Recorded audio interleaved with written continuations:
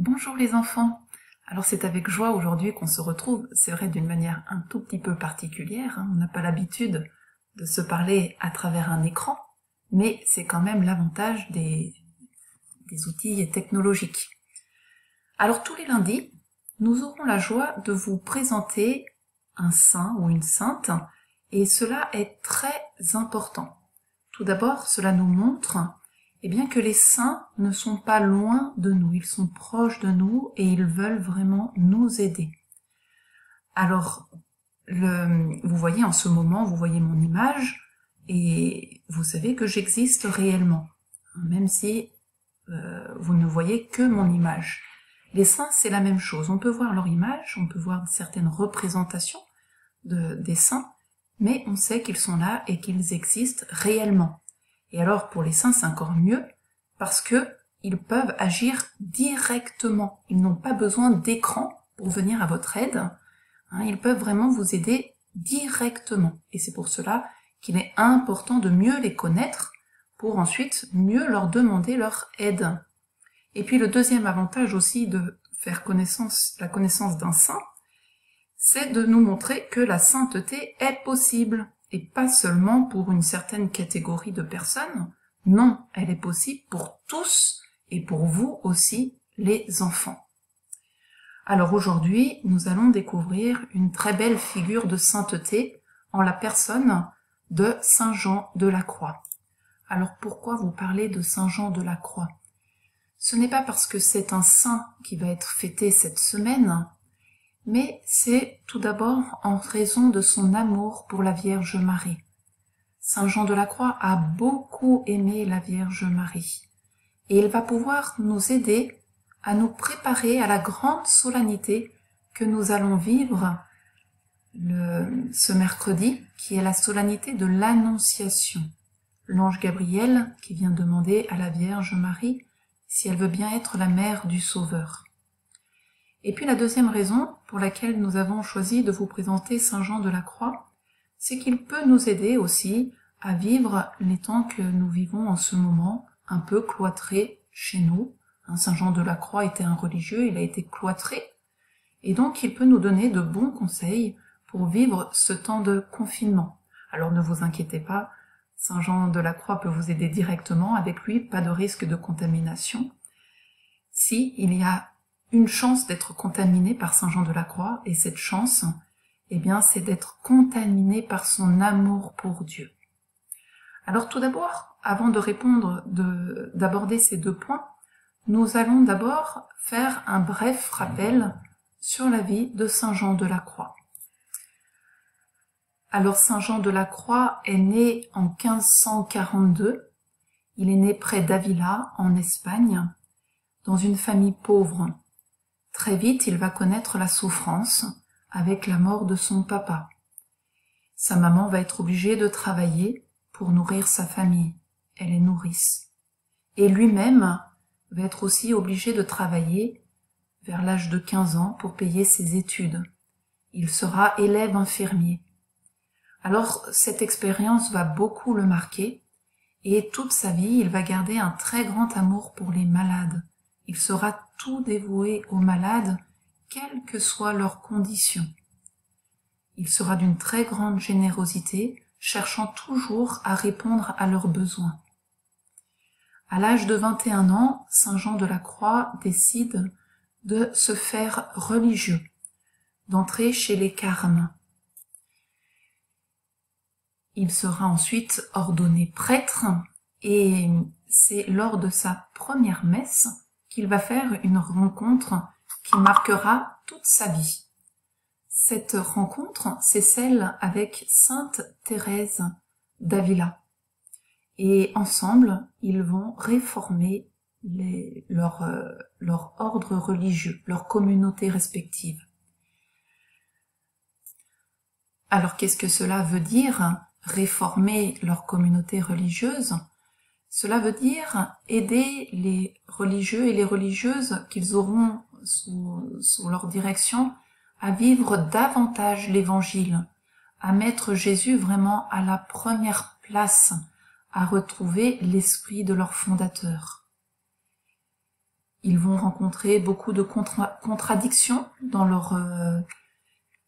dans cette réforme, en voulant aider les religieux et les religieuses, mais ils vont rester d'une grande patience. Ils vont briller aussi par leur humilité. Ils ne voudront jamais se mettre en avant. Ils vont vraiment être tout donnés à leurs religieux et religieuses. Et puis voilà que, en voulant rejoindre le Mexique, Saint Jean de la Croix tombe malade et cette maladie va le conduire à la mort. Donc il mourra en décembre 1591. Que retenir pour nous de la vie de Saint Jean? Alors c'est tout simple. Enfant, il avait à peine 5 ans et avec d'autres enfants, il jouait près d'une mare. Il jetait des brindilles dans la mare et il s'amusait à essayer de les repêcher. Mais voilà qu'à un moment, cela tourne à la catastrophe, puisqu'en voulant reprendre une de ces brindilles, eh bien, il culbute dans la mare. La mare était très boueuse et Saint Jean n'avait que 5 ans. Il commence à se noyer. Ses camarades sont très inquiets, se mettent sans doute à crier.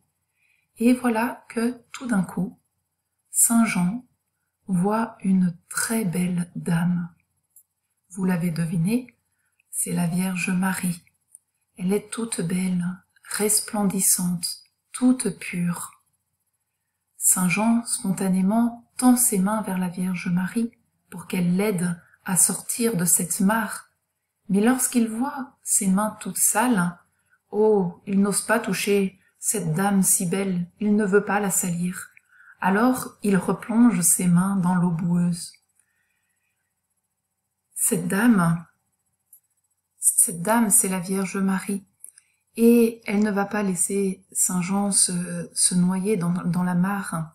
À ce moment-là passe un homme qui tend son bâton au petit Jean, et le petit Jean peut s'accrocher au bâton et rejoindre la berge. Alors, qu'est-ce que cela veut vouloir nous dire à nous maintenant? Le petit Jean a été émerveillé devant la pureté, devant la blancheur de cette dame, qu'il ne voulait pas salir avec ses mains boueuses. Cela nous montre la grande pureté du cœur de Marie. Et c'est pour cela que Marie a été choisie par Dieu pour être la maman de son Fils, la maman de Jésus. C'est en raison de son cœur immaculé, resplendissant, tout pur. Le bon Dieu, on peut dire, a craqué devant cette beauté de la Vierge Marie. Et la Vierge Marie, elle veut nous aider, nous aussi, à avoir un cœur beau comme le sien. Alors n'hésitons pas à lui demander, nous aussi, d'avoir un cœur beau, un cœur qui ressemble à son cœur. Saint Jean disait, « Notre âme est comme une vitre qui baigne dans la lumière resplendissante du soleil. Si elle est pure, si elle n'a point de tache, elle resplendit comme le soleil lui-même, et le soleil, c'est Dieu. » Alors si nous voulons resplendir de la lumière de Dieu lui-même, comme la Vierge Marie, il faut que l'on garde son âme toute belle, toute pure. Alors, à travers nous, le Seigneur pourra faire des merveilles, comme il l'a fait pour la Vierge Marie, le jour de l'Annonciation. Alors comment garder son âme toute belle, toute pure, comme l'âme de la Vierge Marie? Écoutons à nouveau Saint Jean qui va nous donner un bon conseil. Un jour, une personne lui a fait remarquer qu'elle ne pouvait approcher des grenouilles, puisqu'à chaque fois qu'il voulait s'approcher des grenouilles, celles-ci plongeaient au fond de l'eau. Et Saint Jean va lui répondre en lui disant « Elle plonge au fond de l'eau parce que là, elles se sentent en sécurité. » Eh bien nous devons faire la même chose.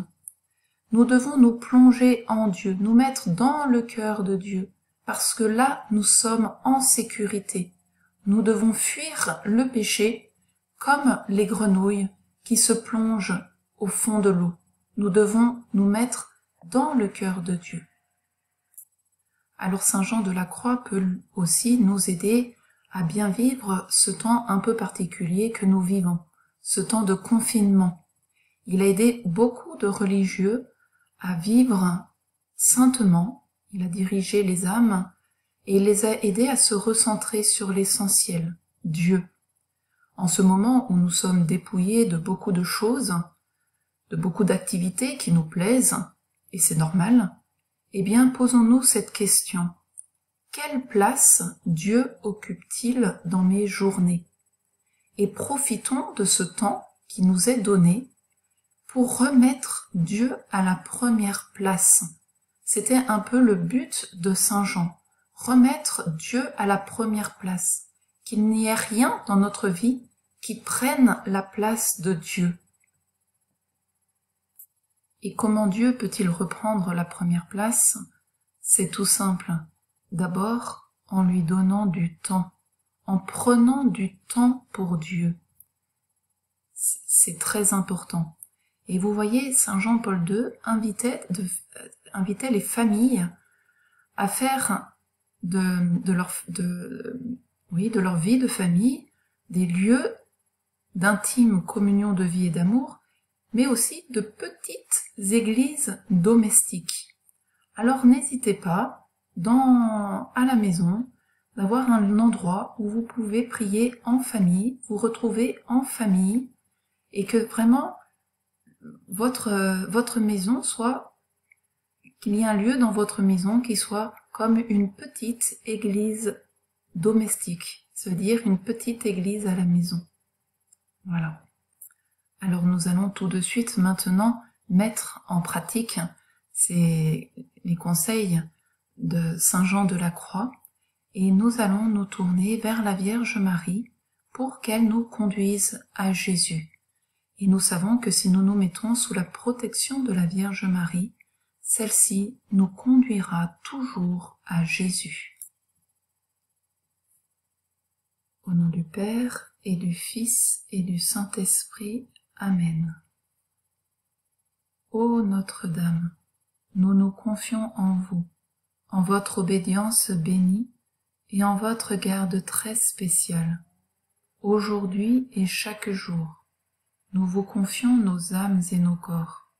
Nous vous confions tout notre espoir et toute notre consolation, toutes nos angoisses et nos misères, notre vie et la fin de notre vie, pour que par votre très sainte intercession et par vos mérites, toutes nos actions soient dirigées et disposées selon votre volonté et celle de votre Fils. Amen. Et puis, en ce mois de Saint Joseph, nous nous tournons aussi vers Saint Joseph, qu'il protège chacune de nos familles et qu'il nous aide à remettre Dieu à la première place dans nos vies. Je vous salue, Joseph, vous que la grâce divine a comblé. Le Sauveur a reposé dans vos bras et grandi sous vos yeux. Vous êtes bénie entre tous les hommes, et Jésus, l'enfant divin de votre virginale épouse, est béni. Saint Joseph, donné pour Père au Fils de Dieu, priez pour nous dans nos soucis de famille, de santé et de travail, jusqu'à nos derniers jours, et daignez nous secourir à l'heure de notre mort. Amen.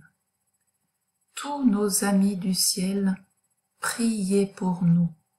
Nos bons anges gardiens, veillez sur nous. Au nom du Père et du Fils et du Saint-Esprit. Amen. Et puis nous vous invitons bien sûr à vous unir à notre prière tous les jours grâce à la retransmission des offices ou de la messe sur notre site internet. À très bientôt.